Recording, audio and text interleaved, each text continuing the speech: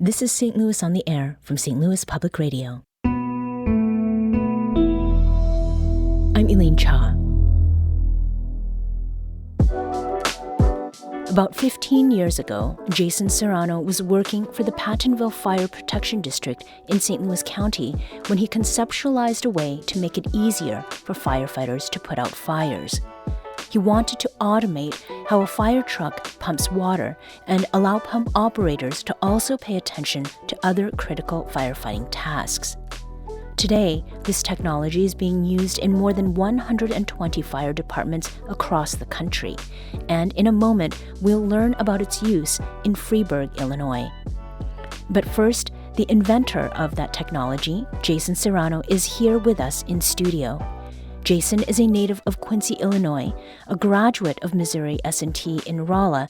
He also worked as a paramedic firefighter in University City and for the Pattonville Fire Protection District. Jason is now a Lake St. Louis resident and the commercial director of research and development at IDEX Fire and Safety. Jason Cerrano, welcome to the program. Hi, thank you. So, Jason, take us back to the late 1990s. That was when you were attending Missouri S&T and pursuing a degree in mechanical engineering. But you were also a volunteer firefighter in Rolla. Why? It was totally random. A buddy of mine, Jim Younts, he actually works at Freeburg Fire Department now, and I met him hanging out at a party in Rolla. We were 21-ish, and he had this big pager on his belt, and I called him Yo. I'm like, Yo, What is that on your belt? He goes, that's my fire pager. I'm like, what does it do? Call you if your house is on fire? Like I knew nothing about the fire service at the time. And he's like, no, man, this is what I do. And he explained the volunteerism, and I was like, so you're telling me I can just go sign up tomorrow and they'll give me the clothes and put me on the trucks? And he's like, yeah. And that's how, and I loved it. Once I did it and got on the department, it's hard not to love that job. Yeah. I mean, did you think about switching your career path at any point? Not then. I was studying. I was playing baseball. I actually quit baseball to do more firefighting. I loved it so much. I had about a year and a half of school left. Yeah. And I actually took a engineering job leaving school. And I had a very serious conversation with my father, and I was like, Dad, I don't feel right about it. Like, I don't want to leave this department. I want to stay on this path. And he told me, he just said, Jason, if you do what you love, you'll find a way to make money at it, or it's less like working. And so with his support, if he would have felt differently, I probably wouldn't have chased that. Yeah. And so with that support, I did it. Mm-hmm. So I stayed, got my paramedic, turned down the engineering job, and spent the last 20 years as a full-time firefighter. Yeah. So then you did end up combining mechanical engineering and firefighting. I mean, was that something you were consciously thinking about, or did it just sort of come up in the course of the work that you were doing? Yeah, it just came up in the course of the work. I had every intention of retiring as a firefighter.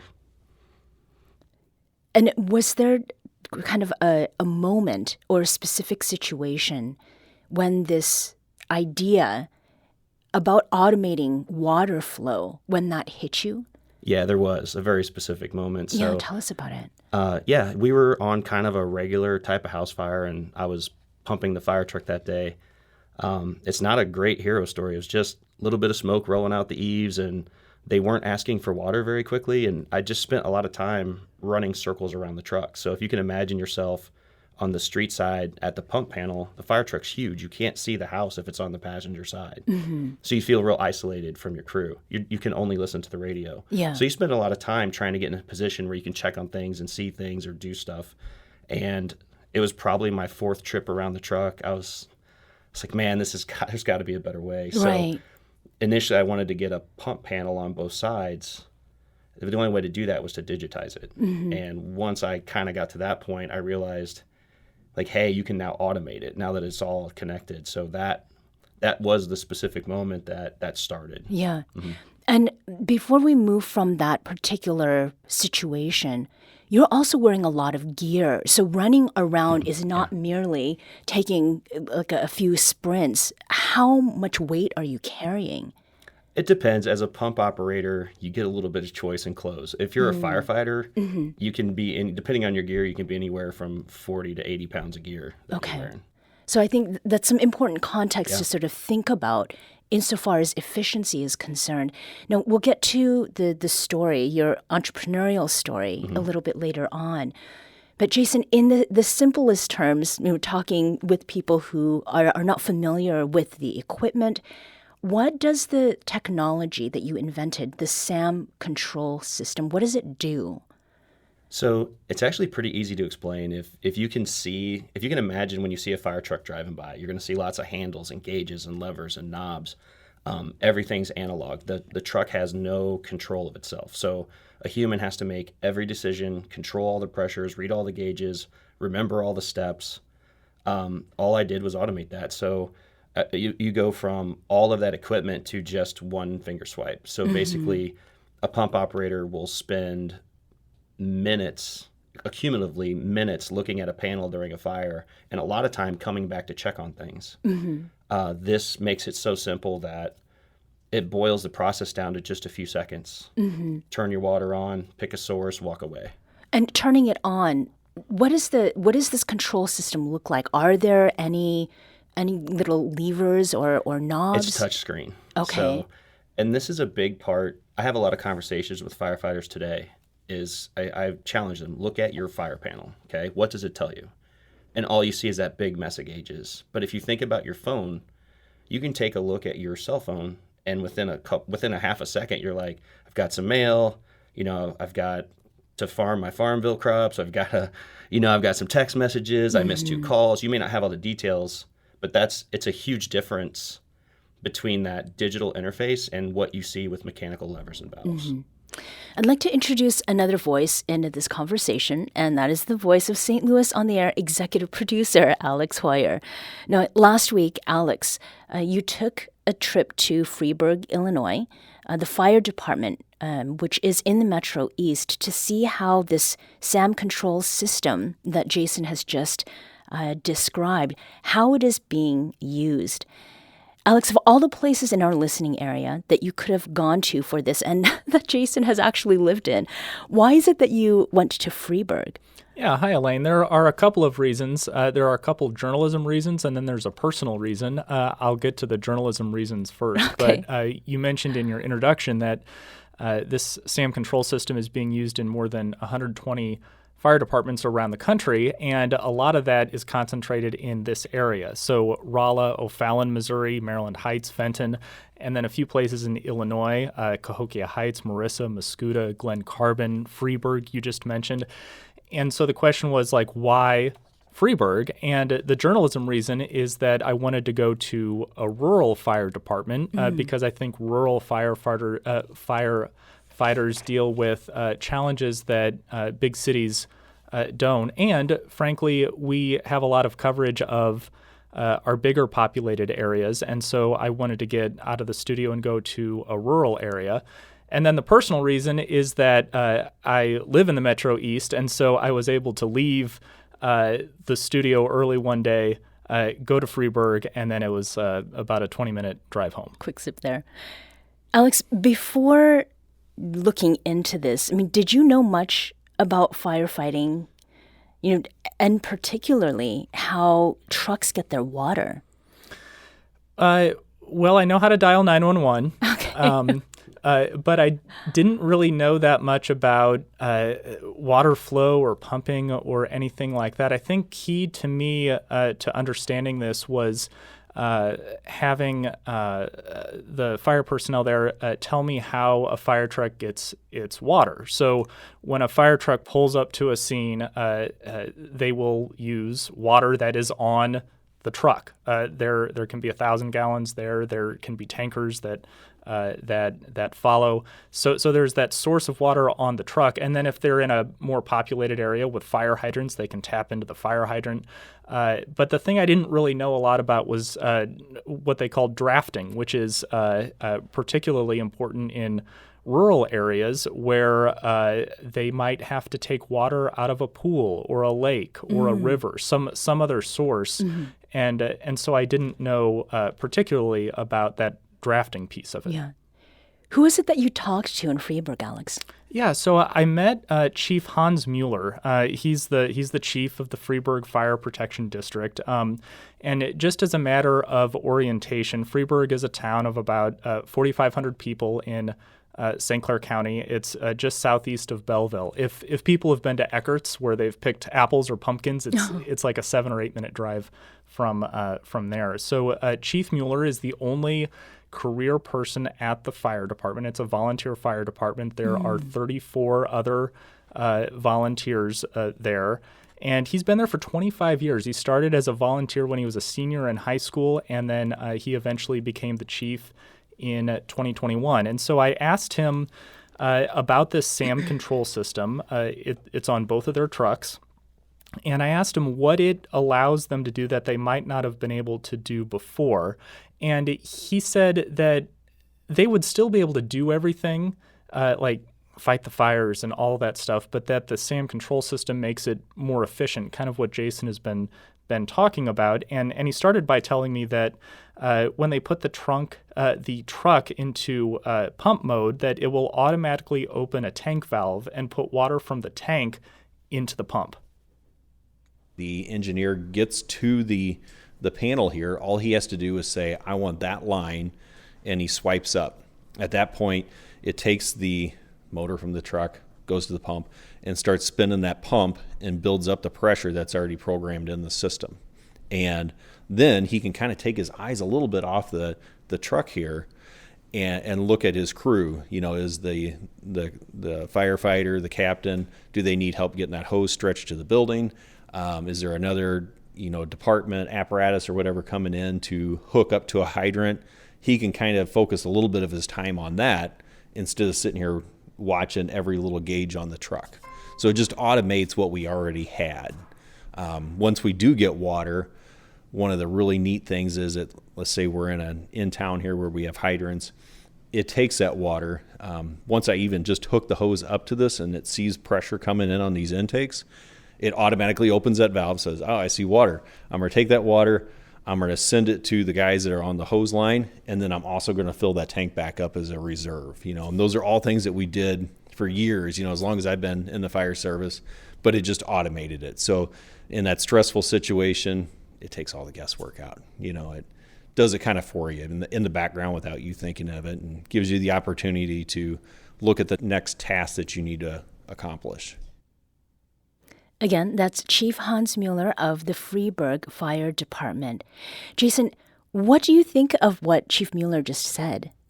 I think it seems like everyone else says it better than I do. So, hats off to Hans. He really touched on all those. He really touched on all those steps that we were talking about. You have to do all these things. As simple as Alex was saying, like just opening the tank to pump. Sometimes, not very often, but sometimes on the fire ground, a pump operator may forget to take that step when they're under stress. And then you just don't have water, and they have to back up and start over, and you just get that human element there. But what's more important is Hans was talking about the other side of being a pump operator. So too often we get focused on our tools as humans. Mm-hmm. I like my levers, I like my gauges. But a pump operator on every fire actually has two jobs. One is managing the water flow. The other is the things he was talking about, establishing a water source, fixing problems, stretching hose, getting tools. This system allows the pump operator to really focus on the human element that's happening on the fire ground, right? Mm-hmm. The machine's always the same, water in, water out. It's all the crazy black cat stuff that happens, the black cat cross your path, crazy excuses for why terrible things happen. That's what the human element is. We'd rather have that person with experience paying attention to that stuff out on the fire ground instead of standing there looking at gauges. Mm-hmm. So Chief Mueller, was he immediately on board with this technology, Alex? No. And I bet that's something Jason probably encounters too. He was skeptical. I think he said that he first encountered it at a trade show 8 to 10 years ago or so. And he said he was skeptical for several reasons, one of which was technology. That I think there are people, and I'm sure a lot of people can relate to, just being uncomfortable with a new piece of technology. Mm-hmm. And when we're talking about fighting fires, when people's lives can depend on things working right, that makes sense. Like, you want to make sure that it works. He also talked about that drafting of water that I was talking about, taking water out of a lake or a pool or something else, he talked about that being as another reason why he was initially skeptical, but then he was brought on board. One of the hardest things we can ask an engineer to do is draft water in our setting, that is draft water out of a portable pool, right, to supply water to a barn that's on fire, something like that. It's kind of hard to do. And then you take a guy and put him on this truck versus another truck or something like that. It just makes it more complicated. With this system, it has a button you slide. It says, I want to be in draft mode. I swipe that. It knows that it needs to suck water versus pressure coming into it. If there's an easier way to put it, I don't know. But it does all that priming and everything for you. It just takes the water, puts it in there, same as if it was on a hydrant. As soon as you have that water supply established, kicks it over to the tank. When that particular pool is empty, I ran out of water, it automatically switches it back to tank water. And then whenever there's water in here, it switches it right back, so it automates all that stuff. And watching that system do everything for you, it's like, oh, that's really good. Those are moments in a officer or a fire chief whenever they're on those rural structure fires where you're crossing every finger and toe you have that, everything's going to work out right, and to see that being automated was really neat. And then still a little bit skeptical on it at that time. And one of my other firefighters, he's an accountant by trade. And, he kind of told me like, I don't work on trucks every day. I don't ride around on this truck every day like a career firefighter would in the city. And, I don't know mechanics and pumps and stuff like that, but I do work on computers a lot. I know how to swipe stuff and open valves and stuff like that. Like that's more in my wheelhouse, more in my comfort zone. And, I kind of came around to it like that. So, Chief Mueller, I think that the last point he made about the accountant, he has a day job. He's also a volunteer. He's not used to the valves and the gauges or whatever, but that he's able to operate it with basically on a tablet by dragging and dropping and pressing buttons. I mean, I think that makes it sound simple, and it's more complicated than that. But the chief also recounted a story just this past fall. There was a fire, and it's not uncommon, especially in rural areas, to have a lot of or several volunteer fire departments respond to a fire. And so there was a firefighter from New Athens, which is just to the south of Freeburg, that responded to a fire. Freeburg had a captain there at the scene, but his attention was best spent elsewhere. And so the firefighter from New Athens was able to operate the SAM control system on the Freeburg truck because that's the same system that they had on the other truck there. And so I think that demonstrated just that interchangeability of being able to have multiple people work on the same technology. Right. Alex, thanks for sharing the details of your trip to Freeburg in the Metro East. Alex Hoyer is executive producer of this program. We're going to take a very short break here, but when we come back, we will continue our conversation and talk with Jason Cerrano and how he got into this entrepreneurial journey. This is St. Louis on the Air on St. Louis Public Radio.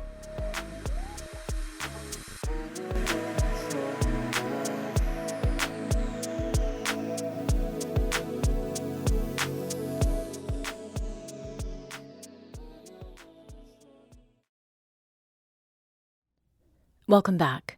Let's return to our conversation with Jason Cerrano.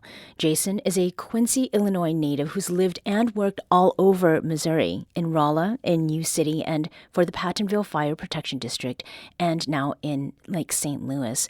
And we're talking about water pump technology Jason developed to help firefighters do their work more efficiently. So we had said earlier we're going to talk about your entrepreneurial journey, and the idea for this water pump, it came early on in your career back in 2009, and this is when you were a paramedic firefighter for the Pattonville Fire Protection District. How is it then that you went, Jason, from this concept to invention? A lot of time. So when you're on a path like that, it starts with the patents. And you have the idea, and it's hard to, an idea like that's going to require a lot of technology, a lot of software, a lot of time, and then at the end of it, nobody can really just do a startup like that. So we focused on the patent side of things. So we hired Armstrong and Teasdale. They're here in St. Louis. They were a great company to work with. You almost become, when you're really into it, you almost become family with your patent attorneys. You spend a lot of time with them. So it was at least an 8-year journey with them from the time we started writing the patents till the time we sold the company. So that's the first step. And then I understand that you had a chance to work on an older fire truck in the city of St. Louis. Kind of as a prototype for the technology. How did you get your hands on an old fire truck? So the next step after the patent was we kind of created a video game type of solution. So I have just enough computer knowledge to be dangerous, so I actually contracted another local company, Dave Engineering. Both these companies were really good to me when I was by myself. I can't say enough about them as humans. So we kind of created a video game. We showed that at a very large trade show in Indianapolis. It's called FDIC. So it's annually, it's the biggest show in the world annually. Oh, so wow. St. Louis City Fire Department came by the booth and saw it, and they were just in the process of upgrading all their trucks to go digital. And they were like, well, that's interesting. You could maybe play around with one of the older ones first. And they actually gave me a 1999 Schmiel out of Engine House 10, and they gave me the truck. I don't know if this is ominous or not, but we got it on Halloween, and we put it back in service on April Fools. So, okay. we kept it. Well, I'll never forget those dates. So Yeah. So that was pretty amazing. That was our biggest thing, is to test the technology out. I think the challenge was I brought the patents. Once I had the patents, I shopped the industry, and everybody said no, or someone's working on it. Patents aren't clear what they are. So we made the decision, like, we're going to have to build it and show it. But fire trucks are 500,000, million, whatever. It's not easy to get a fire truck, especially one that you're going to have to do severe alterations to. So it was really brave of St. Louis City to help us out with that. Yeah. Well, taking a step into entrepreneurism is also it's an act of bravery in a lot of ways, because many times it doesn't work out the way that you hope. You've mentioned partners and collaborators too, which is a really big part of getting anything like this off the ground. You'd mentioned your dad and the advice that he had given to you when you were thinking about becoming a firefighter. You also worked with your dad on this, right? Yeah, he definitely was a big part of it. So my dad has a business background. He was great for that. So all the childish ideas I had, he kept things very real. It was a very stepped process. So you start with the patents, you get to a video game, you get an opportunity to build a prototype. The prototype gave me a chance to start engaging with Akron Brass and Class 1 down at IDEX Fire and Safety, which is ultimately where I ended up.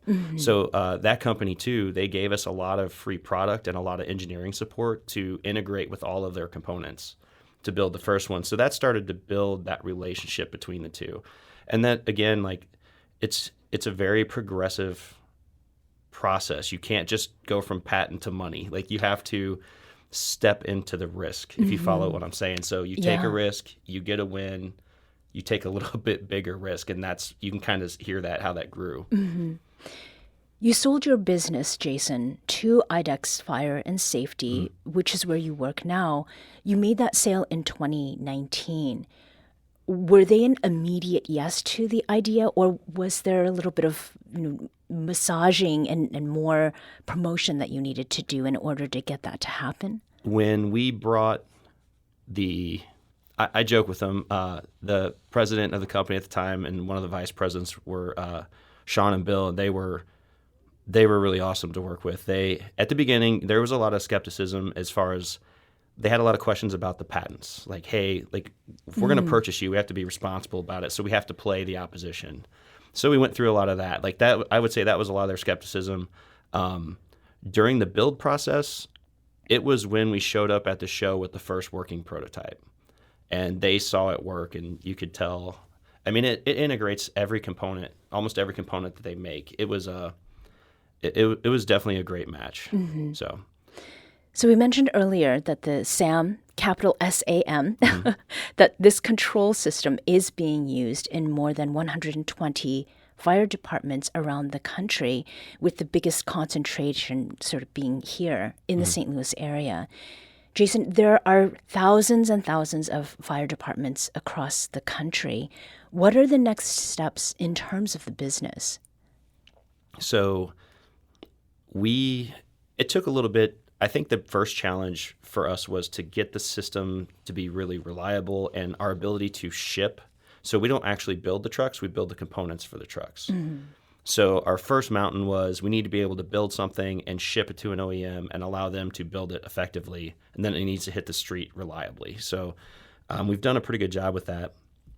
Our next biggest challenge is getting adoption in the fire service.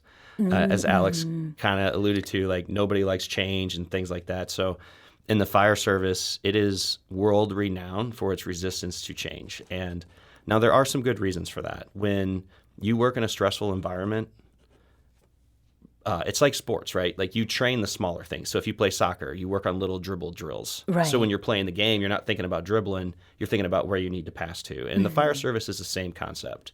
Hey, make sure you can start a chainsaw.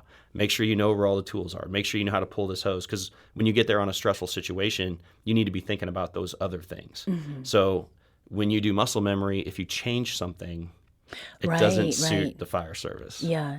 Now, they also do love tradition, so there is a bit of that too. So that's the other side of the coin. Maybe there's room for new tradition to start with this, right? Yes, there always is. There's always room. If you have enough benefit, they'll find a way to find it or like it. Yeah. Jason Cerrano is the inventor of the SAM control system, which is a water pump technology created for more efficient firefighting. Thank you, Jason, for joining us today. Thank you. It was fun.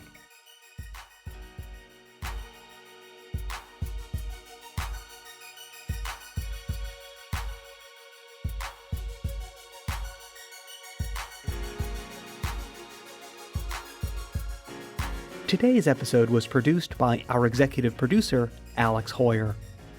Audio engineering and podcast design by Aaron Dorr. St. Louis on the Air is a production of St. Louis Public Radio. Understanding starts here.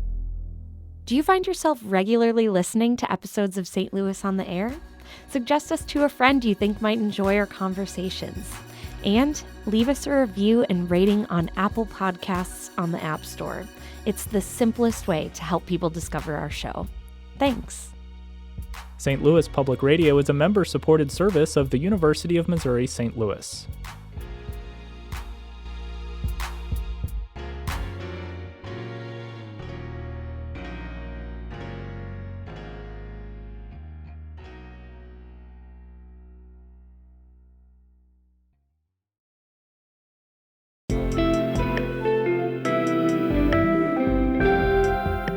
The Gateway brings you the day's news each weekday from around the St. Louis region and the state capitals in Jefferson City. Our schools are accredited.